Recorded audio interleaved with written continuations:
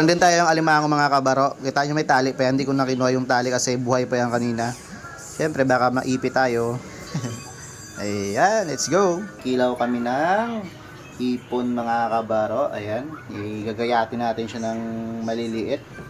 At meron din tayo ditong broccoli para sa kids kasi request ni Kuya ay broccoli at ito gusto. Nilalagay natin yung hipon dyan. At bumili din ako kanina pala ng ano ba to? Scallops sa palengke mga kabaro, 100 lang. At pagkatapos yan, mga kabaro, meron din akong biniling alimango kanina. Ayan. Yan. For breakfast ni Mami. Ayan. At mamaya ay magluluto tayo ng spaghetti mga kabaro. Let's go.